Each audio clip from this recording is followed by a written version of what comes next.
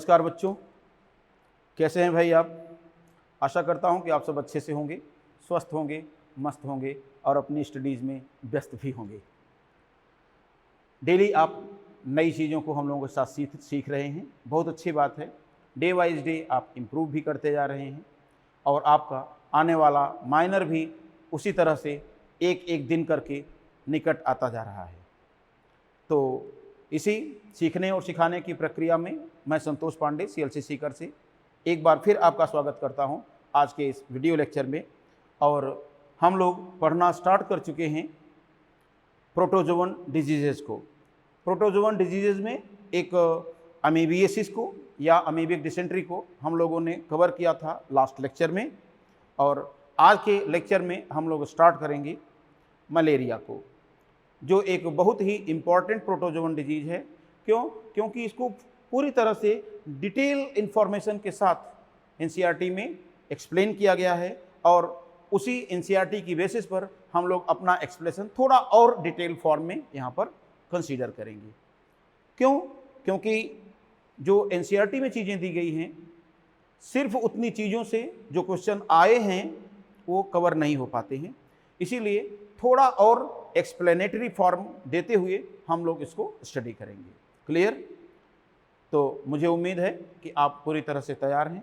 आइए स्टार्ट कर लेते हैं आज का ये वीडियो लेक्चर। ओके, तो यहाँ पर हम लोग देखेंगे मलेरिया।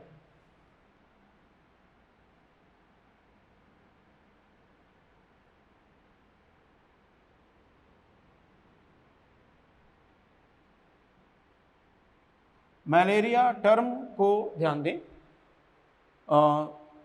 मलेरिया टर्म का मीनिंग क्या है उसको ज़रा आप देखिए। दो अलग अलग शब्दों से मिल करके बना है। मैलो मीन्स होता है बेड एंड एरिया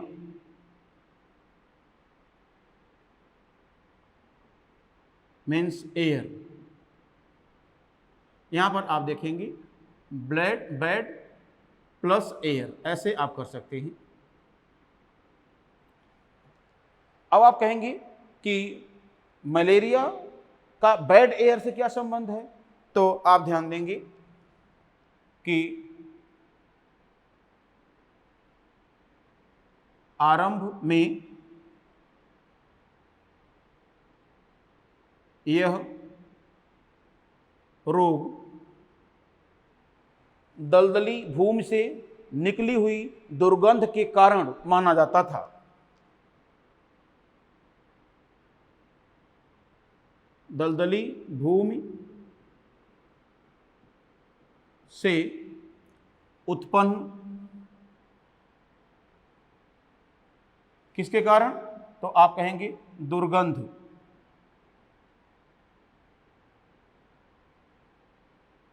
के कारण माना जाता था।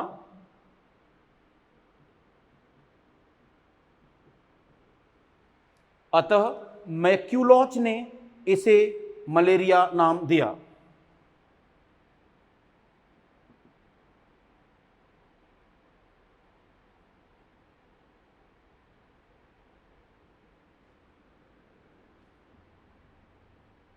इसे मलेरिया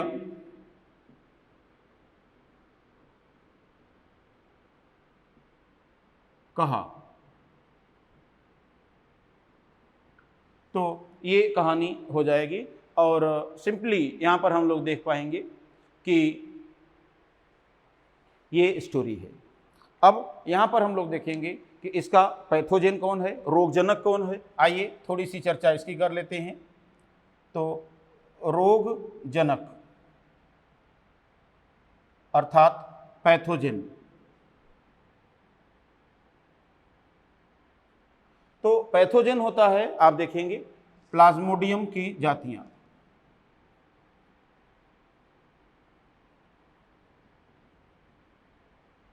अब सवाल उठता है कि प्लाज्मोडियम की जातियां अर्थात प्लाज्मोडियम की कई जातियां, जैसे प्लाज्मोडियम वाइवेक्स हो सकता है, प्लाज्मोडियम ओवेल हो सकता है, प्लाज्मोडियम मैलेरी हो सकता है और प्लाज्मोडियम फैल्सिपैरम हो सकता है। तो यहाँ पर हम लोग देख पाएंगे कि प्लाज्मोडियम ये है क्या, तो इसमें आप देखेंगे एक द्विपोषदीय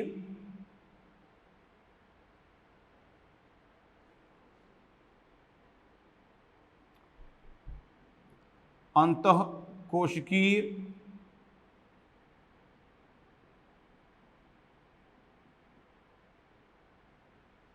स्पोरोजोवन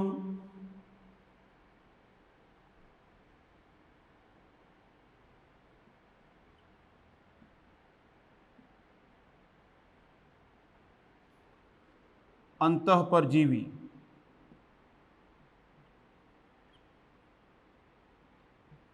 इसका अर्थ समझने की कोशिश करिएगा। देखिए, दो पोषदी का अर्थ क्या है? इसका अर्थ है कि जीवन चक्र दो अलग अलग जात के पोषदों में पूर्ण होता है। यहां पर ध्यान दें, जीवन चक्र का दो भिन्न जाति के पोषदों में पूर्ण होना।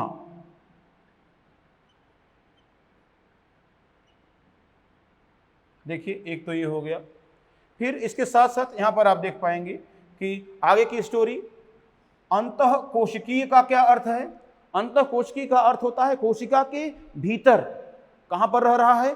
कोशिका के भीतर, अर्थात इनसाइड द सेल या इनसाइड सेल। अब इसके बाद में आप देखेंगे स्पोरोजोवन का अर्थ क्या है? तो यहां पर आप देखेंगे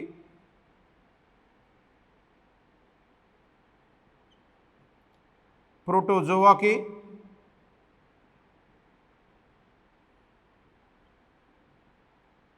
वर्ग स्पोरोजोआ का सदस्य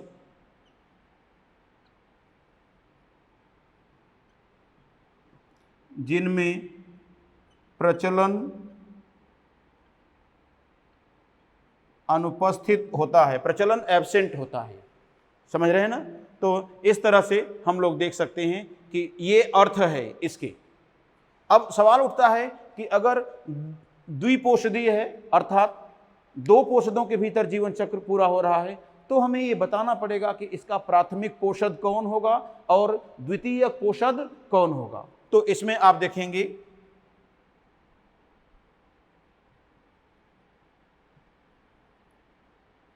प्राथमिक पोषद, तो सिंपली आप कहेंगे मनुष्य। और दूसरी बात यहां पर हम लोग देखेंगे द्वितीयक पोषद की बात करें तो ये हो जाएगा मादा एनाफिलीज मच्छर।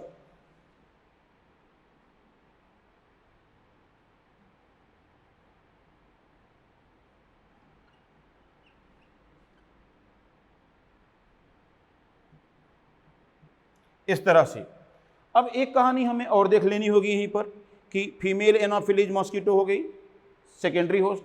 लेकिन यदि कभी आपसे ये पूछे कि देखिए, मैं आपको यहाँ पर थोड़ी सी चर्चा कर लूँ कि प्राइमरी होस्ट किसको कहते हैं और सेकेंडरी होस्ट किसको कहते हैं, इसके लिए अलग अलग बेसिस बनाए गए हैं, अलग अलग आधार पर ये वर्गीकरण किया जाता है। जैसे एक होस्ट अगर वर्टिब्रेट है और एक होस्ट इनवर्टिब्रेट है, तो वर्टिब्रेट होस्ट को प्राइमरी कहते हैं और इनवर्टिब्रेट को सेकेंडरी कहते हैं। एक विचारधारा तो ये है। दूसरी विचारधारा ये कहती है कि जिस पोषद में रोग उत्पन्न किया जाएगा वह प्राइमरी होस्ट होगा और जिसके द्वारा रोग को एक से दूसरे तक स्थानांतरित किया जाएगा उसे वाहक या सेकेंडरी होस्ट कहेंगे या द्वितीय पोषद कहेंगे। इन दोनों विचारधाराओं के अनुसार मनुष्य प्राइमरी होगा और मादा मच्छर सेकेंडरी होगी। लेकिन एक चीज हमें और यहाँ पर नहीं भूलनी चाहिए कि एक बेसिस और भी है। वो क्या? जिस पोषद के भीतर परजीवी का लैंगिक प्रजनन पाया जाता है उसे प्राइमरी कहते हैं और जिसके भीतर परजीवी का अलैंगिक प्रजनन होता है उसे सेकेंडरी कहते हैं। इस आधुनिक विचारधारा के अनुसार, जो कि मेडिकल साइंस में इसी को लेते हैं, तो इसके अनुसार अगर हम देखें तो मादा मच्छर में इसका लैंगिक प्रजनन होता है अथवा मादा मच्छर को प्राइमरी होस्ट कहेंगे और ह्यूमन को सेकेंडरी होस्ट कहा जाएगा। लेकिन ये बात आपके लेवल पर नहीं बताई जाती, इसीलिए आप तो ह्यूमन को प्राइमरी मानेंगे और फीमेल एनोफिलीज को सेकेंडरी मानेंगे। लेकिन मैं नोट करके एक चीज लिखवा दूं, अगर आपसे ये चीज पूछी जाए तब आपको ये बात भी बोलनी होगी। क्या? तो लिखेंगे प्लाज्मोडियम के या प्लाज्मोडियम का लैंगिक प्रजनन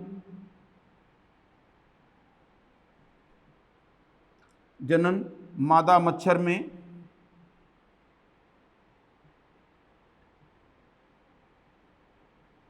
होने के कारण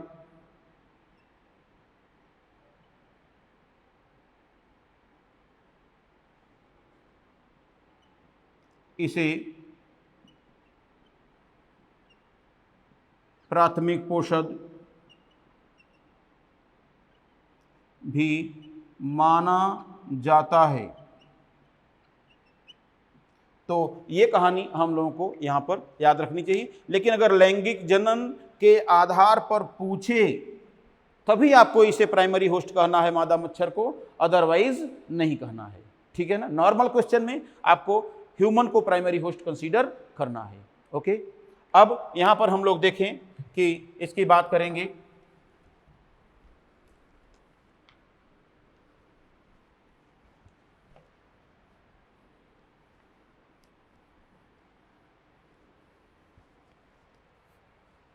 तो आप देखेंगे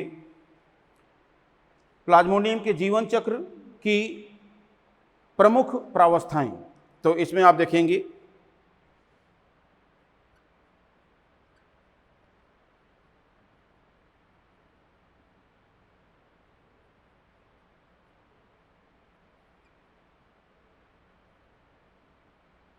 मुख्य प्रावस्थाएं।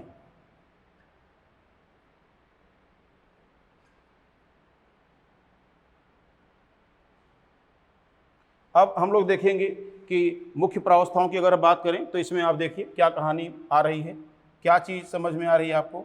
तो सिंपली आप कहेंगे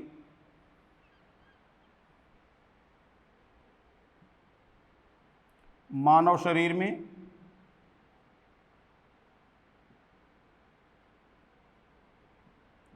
अलैंगिक जनन और मादा एनोफिलीज में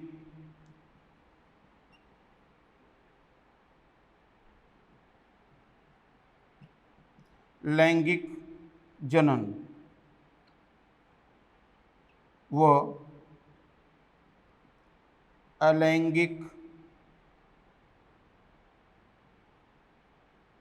जनन, ये दोनों हो जाएगा फीमेल एनोफिलीज में। क्लियर है ना? तो अब हम लोग देखें कि यहाँ पर कि कौन कौन से स्टेप्स होंगे मानव शरीर के भीतर और कौन कौन से स्टेप्स होंगे मादा एनोफिलीज के शरीर में। इसका एक लेआउट बना लेते हैं, इसकी एक भूमिका बना लेते हैं, यहाँ पर आपको आसानी होगी आगे समझ पाने में। तो यहाँ पर आप देखेंगे मानव में संक्रमण, जी हाँ ध्यान दीजिएगा, मानव में संक्रमण। अब सवाल उठता है कि मानव में संक्रमण कैसे होता है। इस चीज़ को अगर हम लोग समझने की कोशिश करें, समझने का प्रयास करें तो आगे आपको समझाएंगे। ठीक है ना? फिर इसके बाद में आप देखेंगे मानव की यकृत कोशिकाओं में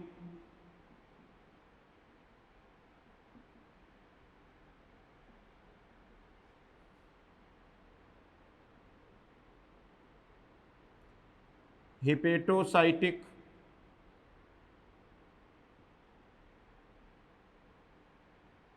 साइजोगोनी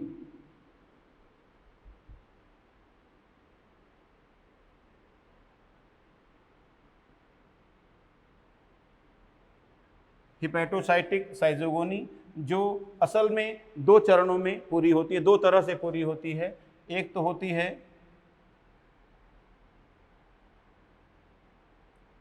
प्री एरिथ्रो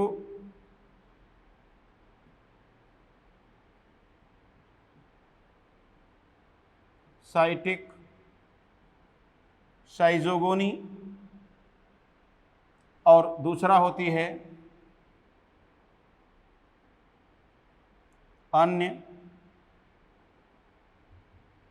बही एरिथ्रोसाइटिक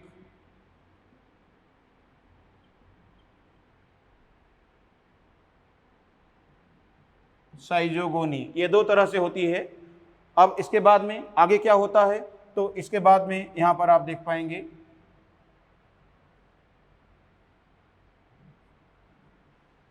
ध्यान दीजिएगा,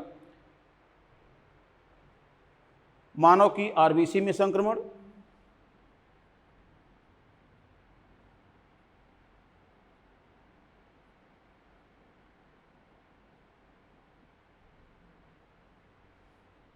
व एरिथ्रोसाइटिक साइजोगोनी या आरबीसी साइकिल, या इसी को कहते हैं गोल्जी साइकिल। ये अब इसमें आप देखेंगे आगे की क्या कहानी होगी, तो इसमें आप देखेंगे मानव आरबीसी में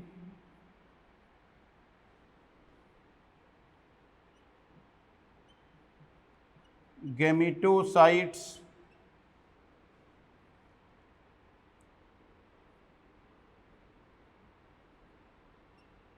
गैमीट बनाने वाली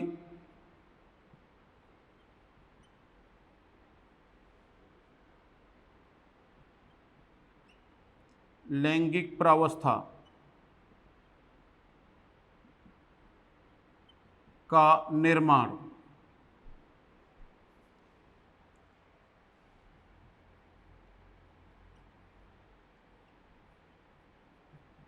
जो मादा एनोफिलीज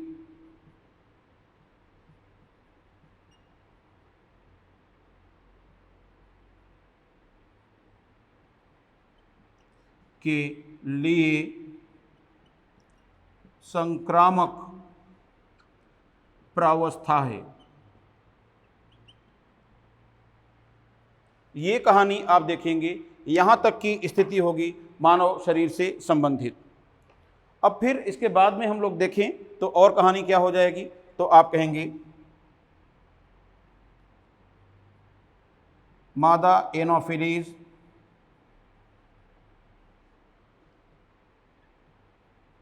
में संक्रमण,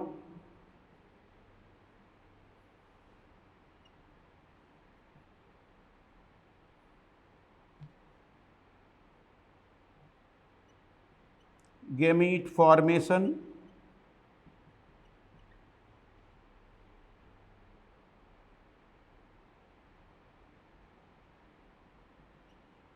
जाइगोट का निर्माण या निषेचन,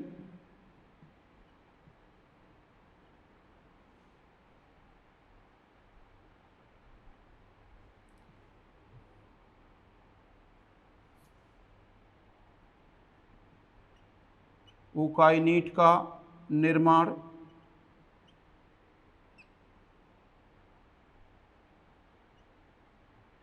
oocyst का निर्माण व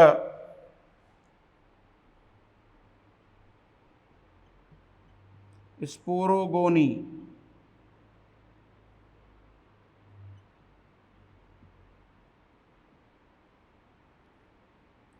अलैंगिक जनन द्वारा, अलैंगिक जनन द्वारा किसका निर्माण, स्पोरोजोइट्स का निर्माण।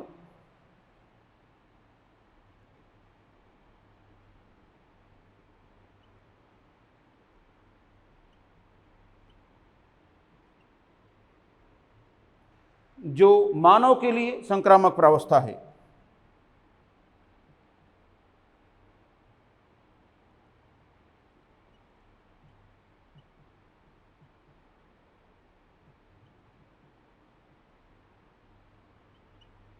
संक्रामक प्रावस्था है। तो ये एक सिंपल सी बात है, एक हम कह सकते हैं इस फ्लो चार्ट के थ्रू आप इसके जीवन चक्र को समझने का प्रयास कर सकते हैं। कैसे समझना होगा, इन सारी बातों को कैसे आगे बढ़ाएंगे, कैसे डिस्क्राइब करेंगे, इसकी चर्चा हम लोग अभी आगे करेंगे, ठीक है ना। तो परेशान होने की आवश्यकता नहीं है, हम लोग इसी को अब आगे बढ़ाने की कोशिश करने जा रहे हैं। तो अब इस प्लाज्मोडियम की लाइफ साइकिल से रिलेटेड जो भी पॉइंट्स हैं उनको हम लोग थोड़ा एक्सप्लेनेटरी फॉर्म में या विस्तृत रूप से डिस्कस करने की कोशिश करते हैं, ठीक है। तो यहाँ पर देखेंगे सबसे पहले वही बात, मानव में परजीवी की अलैंगिक प्रावस्थाएं। तो अलैंगिक प्रावस्था का जो पहला स्टेप है वो कैसे है, वो मानव में संक्रमण है। तो यहाँ से हम लोग स्टार्ट कर लेते हैं। क्या मानव शरीर में परजीवी की अलैंगिक प्रावस्थाएं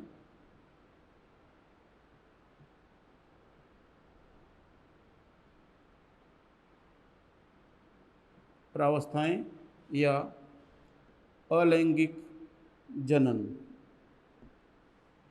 अब इसको समझने के लिए सबसे पहले हमें देखना पड़ेगा इन्फेक्शन, ठीक है ना। तो संक्रमण या मानव में संक्रमण,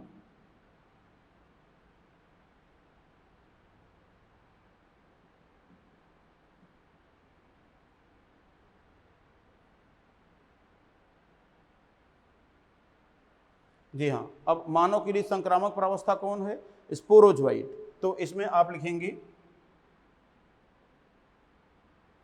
मानव के लिए संक्रामक प्रावस्था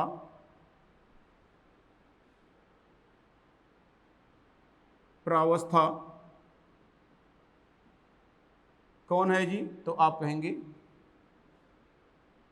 स्पोरोजोइट। अब ये स्पोरोजोइट्स कहाँ पर होते हैं, तो आप सिंपली कहेंगे कि संक्रमित मादा एनाफिलीज के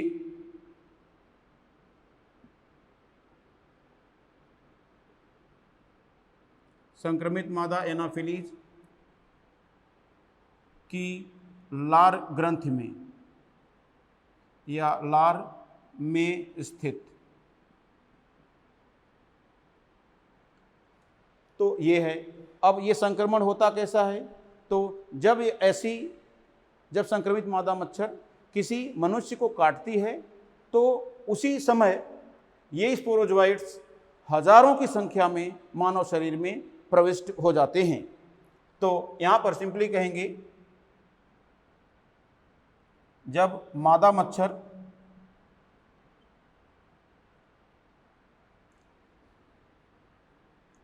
अपने अंड निक्षेपण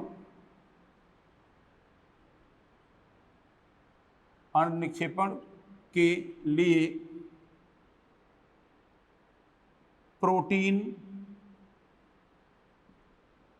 प्राप्त करने के लिए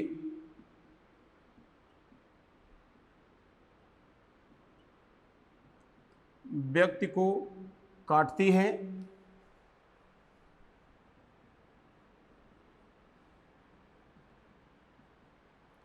तो हजारों स्पोरोजोइट मानव शरीर में प्रविष्ट हो जाते हैं।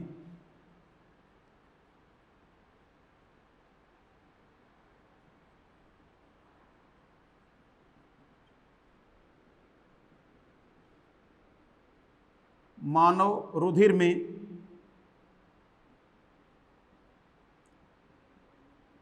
प्रविष्ट हो जाते हैं।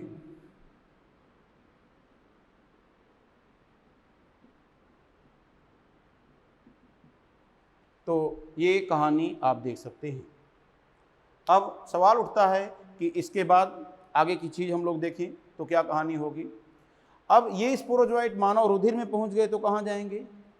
लगभग आधे घंटे के भीतर ही यह रुधिर के माध्यम से यकृत कोशिकाओं में पहुंच जाते हैं और यकृत कोशिकाओं में जाकर अपना गुणन करते हैं, अर्थात तेजी से अलैंगिक प्रजनन के द्वारा अपनी संख्या को फिर से बढ़ाते हैं। और इस प्रक्रिया को कहते हैं यकृत साइजोगोनी या हिपैटोसाइटिक साइजोगोनी। ठीक है, तो सिंपली यहाँ पर आप देखेंगे। अब अगला जो स्टेज होगा यहाँ पर आप देखें तो सिंपली आप कहेंगे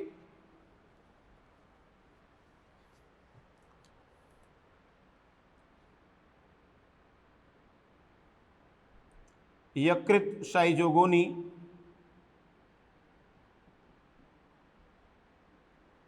द्वारा परजीवी का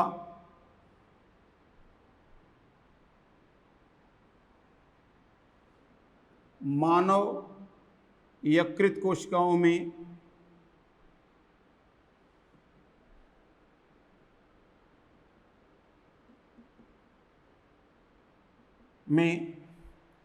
अलैंगिक जनन द्वारा अपनी संख्या बढ़ाना।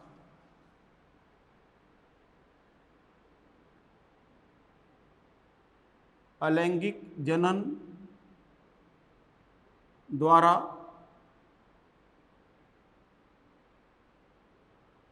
गुणन।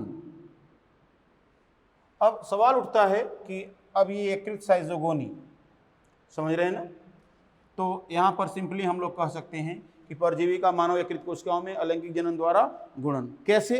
तो सिंपली लिखेंगे यह निम्न चरणों में हो पाता है। अब ये कौन कौन से स्टेप्स हैं उसको हम लोग यहाँ पर देखने की कोशिश करेंगे। तो सिंपली यहाँ पर आप देखिए क्या कहानी होने जा रही है।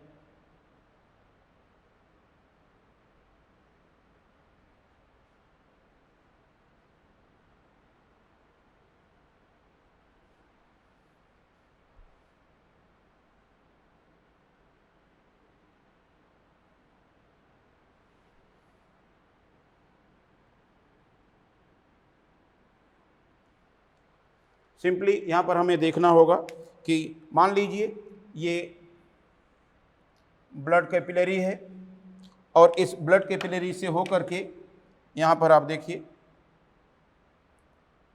इस ब्लड कैपिलरी से होकर के ये स्पोरोजोइट ये पहुँचता है कहाँ पर? ये पहुँच रहा है यकृत में।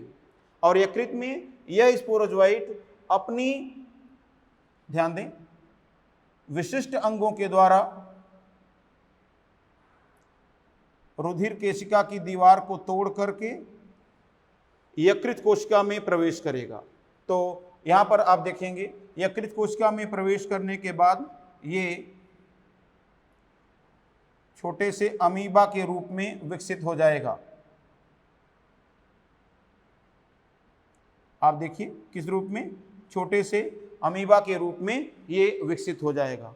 और इस अमीबा के रूप में विकसित होने के बाद में यह यकृत कोशिकाओं के साइटोप्लाज्म को खाएगा और ये अपनी साइज को बढ़ाएगा। और जब साइज बढ़ेगा तो इसमें जो केंद्रक है वह केंद्रक बार बार माइटोसिस के द्वारा विभाजित होकर बहुकेंद्रकीय प्रावस्था का निर्माण करेगा। आप ध्यान दें, बहुकेंद्रकीय प्रावस्था का निर्माण कर लेगा। अब यकृत में जो बहुकेंद्रकीय प्रावस्था बनती है इसे कहते हैं साइजोंट, और अगर यकृत कोशिका में है इसीलिए इसे कहते हैं हिपैटोसाइटिक साइजोंट। तो यहाँ पर आप देखेंगे ये है, और इसके बाद में आप देखिए साइजोंट प्रावस्था के बाद में इसमें साइटोकाइनेसिस हो जाएगी। और साइटोकाइनेसिस होने के बाद में आप ध्यान दीजिए कई सारी प्रावस्थाएं यहाँ पर बन जाएंगी और फिर ये यकृत कोशिका के टूटने पर ये बाहर आ जाएंगी। तो इस तरह से हम देखेंगे कि ये क्या है, ब्लड कैपिलरी,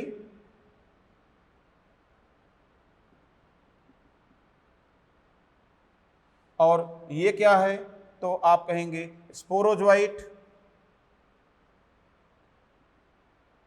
और ये क्या है तो आप कहेंगे इन्फेक्शन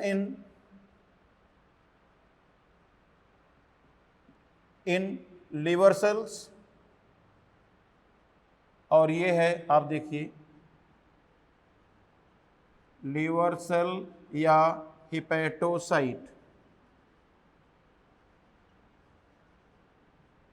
ये हिपैटोसाइट है। अब हिपैटोसाइट में पहुंच करके जब ये स्पोरोजोइट लिवर सेल में आ गया तो लिवर सेल में पहुंच कर गया तो अब ये ब्लड में नहीं मिलेगा, अर्थात ये लिवर सेल में जाकर छुप गया है। इसीलिए इसकी छुपी हुई इस प्रावस्था को कहा जाता है क्रिप्टोजोइट। तो यहां पर आप देखेंगे ये कहलाएगा, आप देखिए क्रिप्टोजोइट, और अर्थात इसका अर्थ है छुपी हुई प्रावस्था, इसका ये अर्थ होगा। और यहां पर आप देखेंगे यकृत कोशिका के भीतर साइज़ोंट है, इसीलिए इसे हिपैटोसाइटिक साइज़ोंट कहेंगे।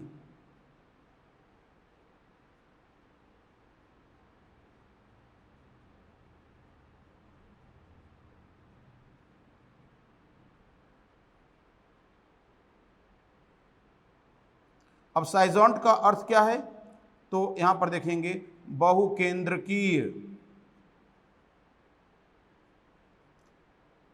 प्रावस्था,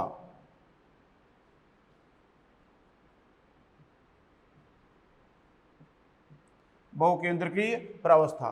इसी के साथ साथ यहां पर यह कैसे संभव हुआ तो आप देखेंगे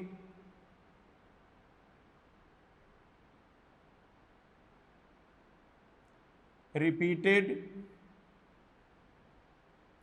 माइटोसिस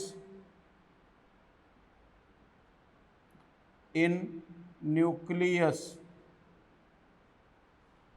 न्यूक्लियस में बार बार माइटोसिस हुई तो ये बहुकेंद्रकीय प्रावस्था हो गई। और इसके बाद में आप देखेंगे साइटोकाइनेसिस,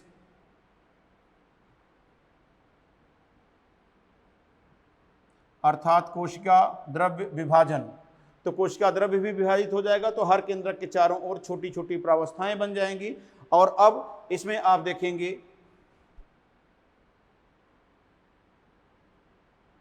यकृत कोशिका का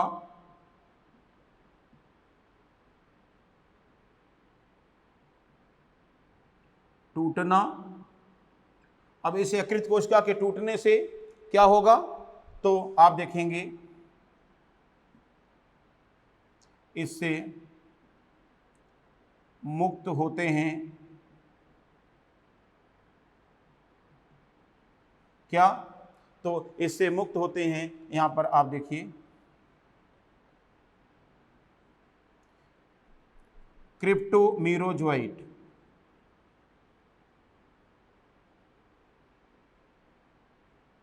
क्रिप्टोमीरोजोइट,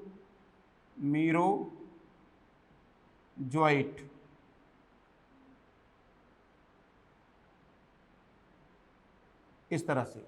अब क्रिप्टोमीरोजोइट्स ये किसको संक्रमित करेंगे तो इसमें आप लिखेंगे, ध्यान दें,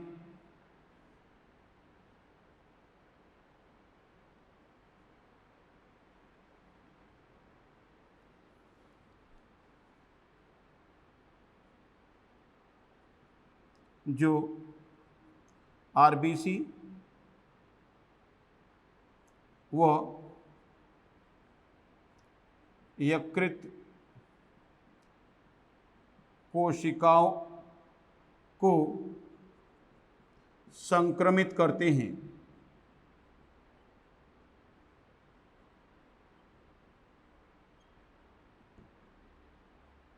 अब आप ध्यान दें, इस साइकिल के पूरा होने से पहले, इस गुणन की प्रावस्था पूरा होने से पहले, इस साइजोगोनी के पूरा होने से पहले क्या अभी आरबीसी में संक्रमण था? नहीं। ये साइजोगोनी कब चली? परजीवी के आरबीसी में संक्रमण से पहले। तो इसीलिए यकृत कोशिकाओं में चलने वाली प्रथम साइजोगोनी को कहा जाता है पूर्व रुधिराणु साइजोगोनी या प्री एरिथ्रोसाइटिक साइजोगोनी। तो यहाँ पर आप देखेंगे, यहाँ से लेकर के यहाँ तक की जो प्रावस्था है बच्चों, इस प्रावस्था को कहा जाता है, आप देखिए ये है पूर्व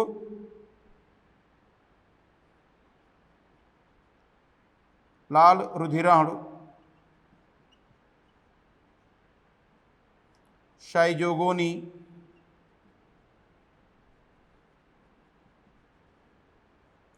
ये कहा जाएगा इसको, आप ध्यान से समझिएगा इस चीज को। और या इसको कहेंगे प्री एरिथ्रोसाइटिक साइजोगोनी। ये अर्थात प्लाज्मोडियम के मानव आरबीसी में पहुंचने से पहले यकृत में चलने वाली साइजोगोनी। ठीक है। अब लेकिन इसके बाद में ये जो स्टेजेज हैं, ये स्टेजेज ये आकर के संक्रमित कर सकते हैं अन्य यकृत कोशिकाओं को भी। तो अन्य यकृत कोशिकाओं को कैसे संक्रमित करेंगे, उसे हम लोग देखने की कोशिश करें। ये लीजिए, संक्रमण दिखाया गया यहां इस तरह से। और अब इसके बाद में क्या करेगा, ये आएगा यकृत कोशिका के भीतर और यकृत कोशिका में आकर के ये फिर से, यहाँ पर ध्यान दें, अमीबा जैसी प्रावस्था में ये विकसित हो जाएगा। फिर से ऐसी ही प्रावस्था बन रही है यहाँ पर। तो ये था क्रिप्टोजोआइट, लेकिन अब इसको क्रिप्टोजोआइट नहीं कहेंगे। क्यों? क्योंकि इसको क्रिप्टोजोआइट कहेंगे तो पता नहीं चलेगा कि पहले वाला है या बाद वाला है, इसीलिए इसे कहते हैं बाद वाला क्रिप्टोजोआइट, अर्थात मेटा क्रिप्टोजोआइट। तो ये बदल जाएगा, आप ध्यान दें, मेटा क्रिप्टोजोआइट में।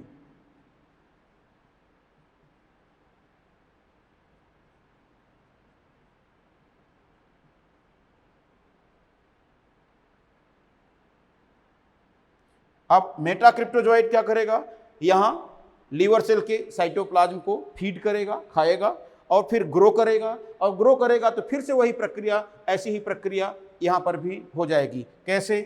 कुछ इस तरह से।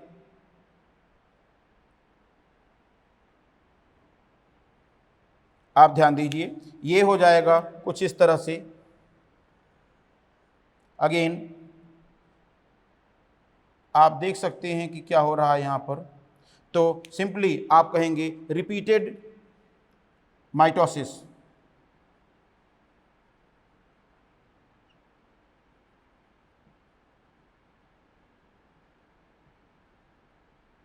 इन न्यूक्लियस। अब रिपीटेड माइटोसिस इन न्यूक्लियस, तो अब इसके बाद में आप देखेंगे साइटोकाइनेसिस हो जाएगा, और इस साइटोकाइनेसिस के बाद रिजल्ट कुछ इस तरह से हो जाएगा। यहाँ पर आप देखिए, लीवर सेल ब्रेक कर जाएगी और इसके बाद में जो पुत्री प्रावस्थाएं हैं ये बाहर की ओर निकल आएंगी, और कुछ इनमें से छोटी होती हैं और कुछ बड़ी भी हो सकती हैं। तो जो छोटी होंगी उन्हें, अब इनको नाम क्या देंगे हम इस पर बात करने वाले हैं। तो यहाँ पर आप देखिए कि मेटा क्रिप्टोजोआइट, देखिए क्रिप्टोजोआइट से जब कई पुत्री प्रावस्थाएं बनी तो उन्हें कहा गया क्रिप्टोमीरोजोआइट, और मेटा क्रिप्टोजोआइट से जब कई पुत्री प्रावस्थाएं बनेंगी तो इन्हें कहेंगे क्या, मेटा क्रिप्टोमीरोजोआइट्स।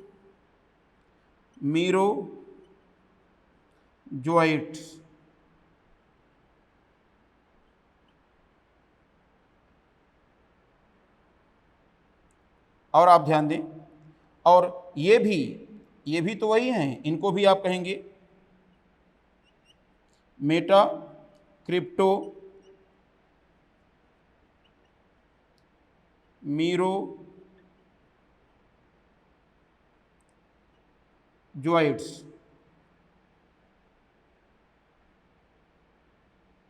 देख रहे हैं ना, ये आप देख सकते हैं। सवाल उठता है कि अब जो छोटी हैं, अगर हम इनको दिखाना चाहें और इनको दिखाना चाहें तो दोनों तो मेटा क्रिप्टो मीरो ज्वाइट हैं, लेकिन छोटी वाले के पहले हमें यहां लगाना होगा क्या, माइक्रो। ये माइक्रो मेटा क्रिप्टो मीरो ज्वाइट हैं, और ये क्या हैं जी, ये हैं मैक्रो,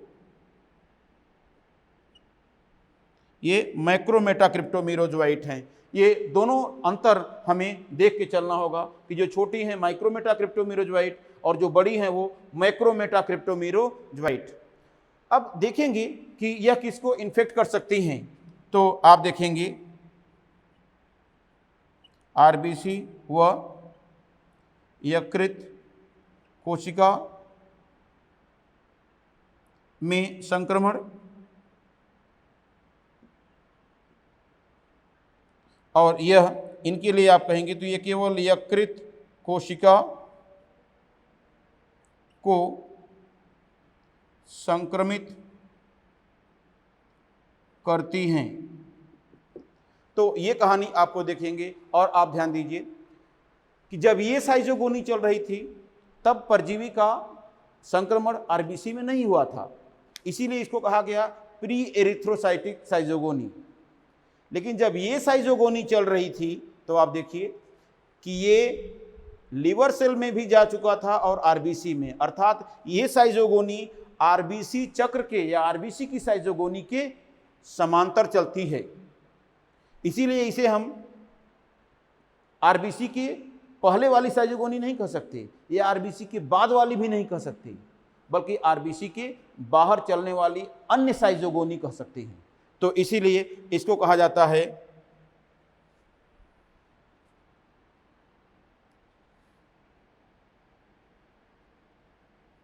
अन्य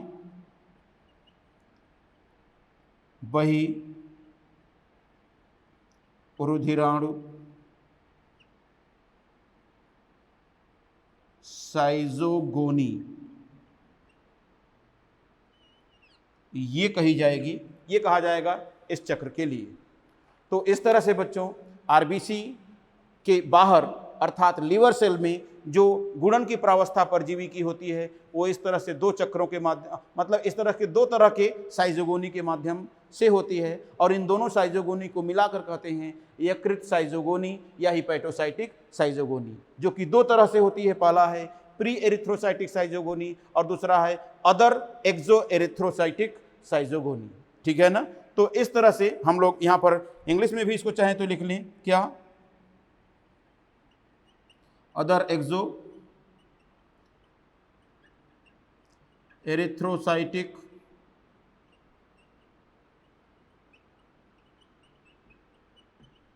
साइजोगोनी, इस तरह से समझ रहे हैं ना। तो कुल मिलाकर के ये चीज़ें हैं, इन चीज़ों को आप यहाँ पर समझ सकते हैं। अब हम लोग इसके बाद देखेंगे आरबीसी में संक्रमण और आरबीसी चक्र कैसे होता है, इस चीज़ को हम लोग देखने का प्रयास करेंगे। ओके, आइए स्टार्ट करते हैं। तो देखिए बच्चों, यहाँ पर हमने आरबीसी चक्र को समझाने की व्यवस्था कर लिया है, और आरबीसी चक्र को आपको कैसे समझना है थोड़ा सा आप यहाँ देखने की कोशिश करें। जैसे देखिए कि जो ध्यान से आप याद करें कि जो प्रावस्था आरबीसी को संक्रमित कर रही है वो प्रावस्था कौन है। तो सिंपली यहाँ पर आप देखेंगे कि ये प्रावस्था हो सकती है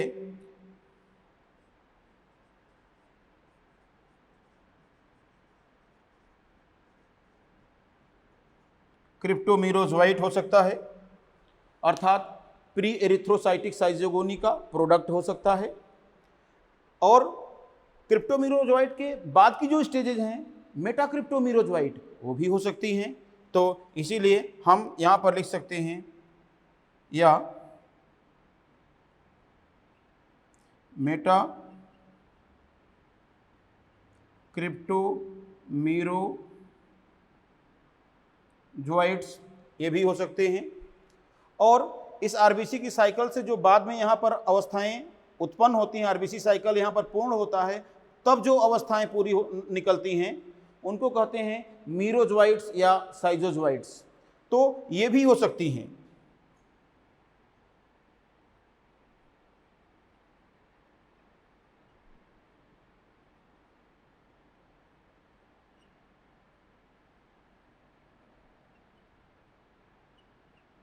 ये इनमें से कोई भी हो सकती है और यहाँ पर आप देखेंगे कोई भी इसको आरबीसी को संक्रमित कर सकती है।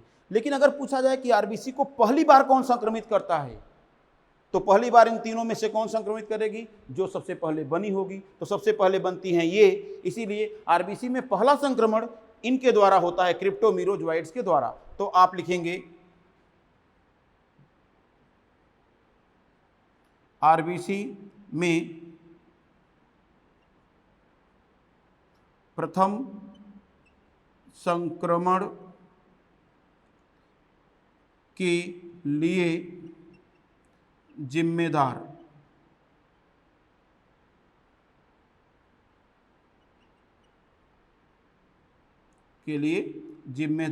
तो ये कहानी आपको यहां पर देख करके चलना होगा, समझ रहे हैं ना। लेकिन इनके द्वारा भी हो सकता है। अब जब आरबीसी में संक्रमण करेगा तो फिर आरबीसी में आ गया, अर्थात इसके लिए सही स्थान है ये। तो अब ये छोटी सी अमीबा जैसी प्रावस्था बना लेगा और इसके बाद में कुछ समय बाद इस अमीबा के भीतर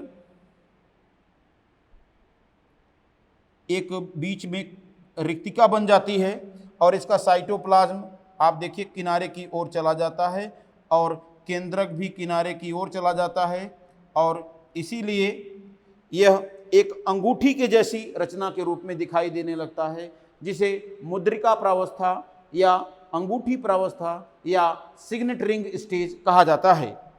फिर ये रिक्तिका जो केंद्र में बनी है कुछ समय बाद विलुप्त हो जाती है और यह एक बड़े से अमीबा जैसी रचना में बदल जाता है, एक बड़े से अमीबा जैसी रचना में बदल जाता है इस तरह से, ऐसे।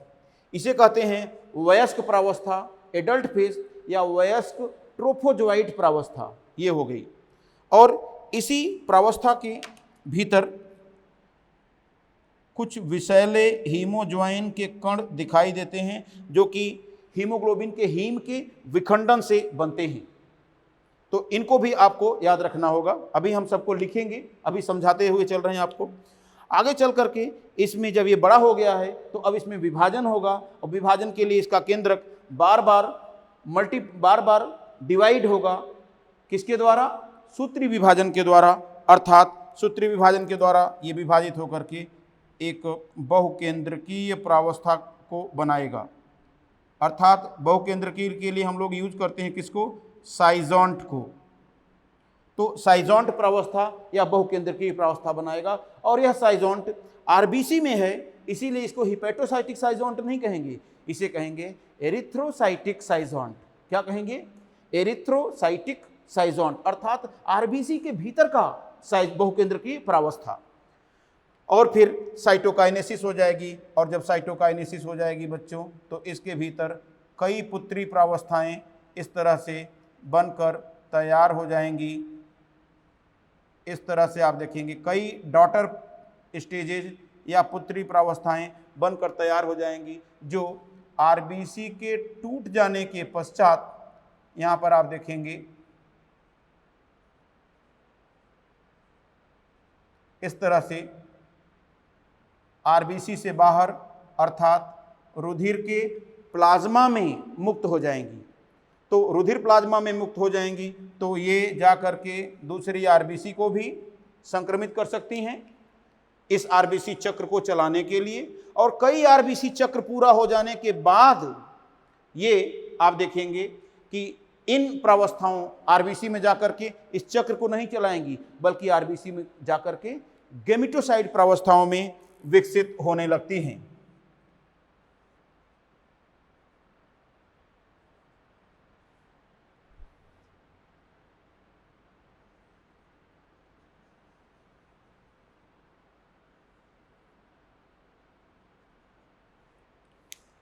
अब ये हो गई गेमेटोसाइट, जो बड़ी है वो मैक्रोगेमेटोसाइट और जो छोटी है वो माइक्रोगेमेटोसाइट। तो इनको हम लोग लेवल कर लेंगे, लेवल करेंगे क्या? इन्फेक्शन इन आरबीसी, बताइए किसके द्वारा?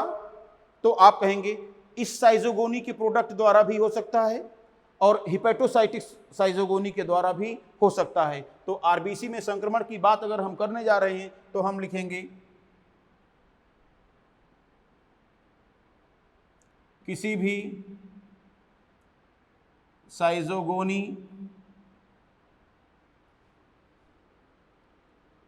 के उत्पाद द्वारा, परंतु आरबीसी में प्रथम संक्रमण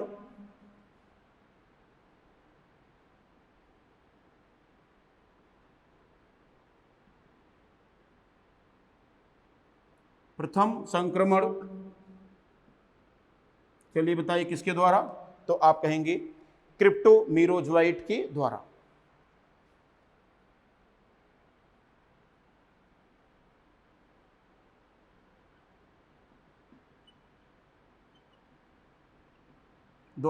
होता है। ये कहानी आप यहां पर देख पाएंगे, इस कहानी को आप यहां पर समझ पाएंगे। अब इसके बाद में इन्फेक्शन के बाद में क्या स्टेज बनती है? तो आप देखेंगे ये बन जाती है, आप देखेंगे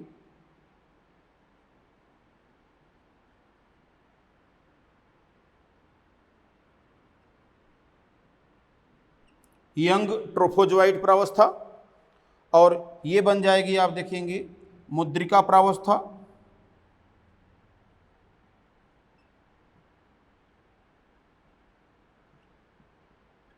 या इसी को नाम देते हैं आप सिग्नेट रिंग स्टेज।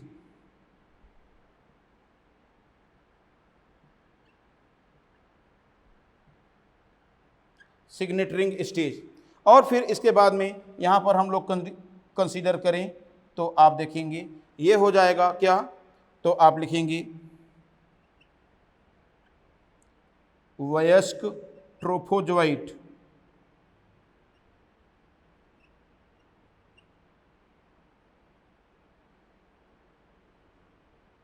जी हाँ, आप देखेंगे वयस्क ट्रोफोजोइट, और ये हो जाएगा आप देखेंगे एरिथ्रोसाइटिक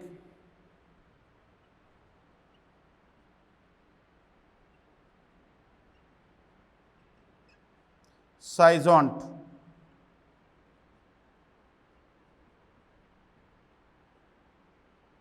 एरिथ्रोसाइटिक साइजोंट हो जाएगा। और इसमें आप देखेंगे इसके बाद में आप देखेंगे यहां पर हो जाएगा साइटोकाइनेसिस। तो अब इन प्रावस्थाओं को हम लोग क्या कहेंगे? इन प्रावस्थाओं को हम लोग कहेंगे कि साइजोजोइट्स या मीरोजोइट्स, ये कहेंगे। और ध्यान दें इन्हीं सभी प्रावस्थाओं में आप देखेंगे यहाँ ये हीमोजोइन ग्रेन्यूल भी हम दिखाते चलेंगे, और ये हीमोजोइन ग्रेन्यूल आप देखिए क्या कहाँ मुक्त हो रहे हैं? आरबीसी चक्र के पूर्ण होने पर हीमोजोइन ग्रेन्यूल मुक्त हो रहे हैं कहाँ? प्लाज्मा में।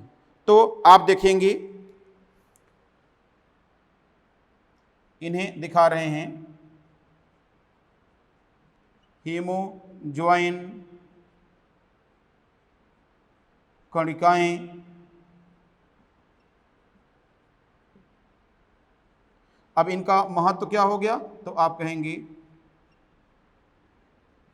प्लाज्मा में मुक्त होकर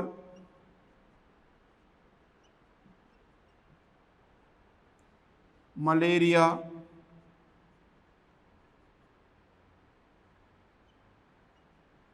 ज्वर उत्पन्न करती हैं।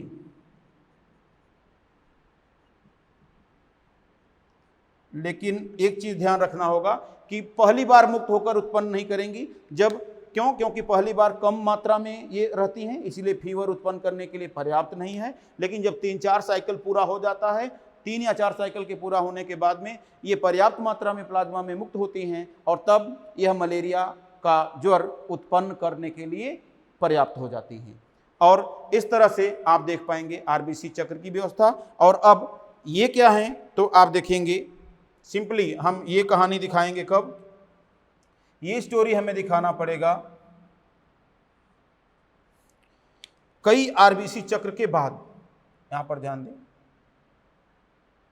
कई आरबीसी चक्र के पश्चात ये आरबीसी में संक्रमण करने के बाद ये विकसित हो जाती हैं। आप देखिए माइक्रो गैमेटोसाइट्स में, और ये है आप देखिए मैक्रो गैमेटोसाइट।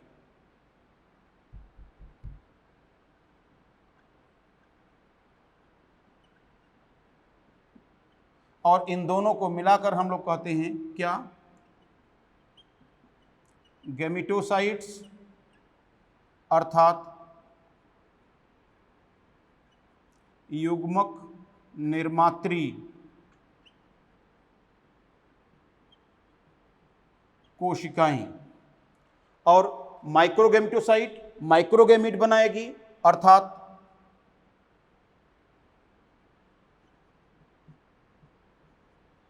शुक्राणु बनाती है, और ये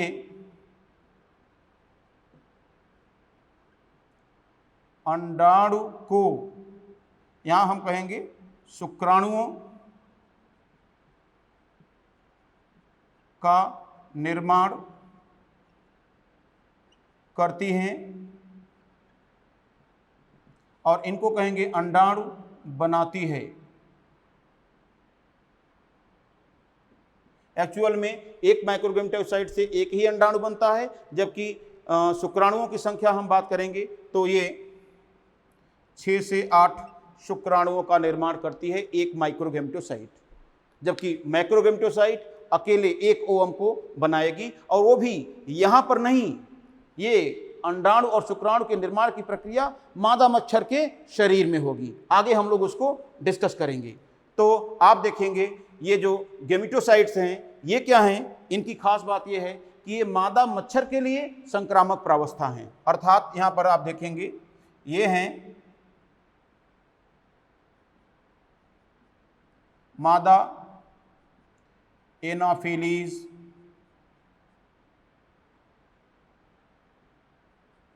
के लिए संक्रामक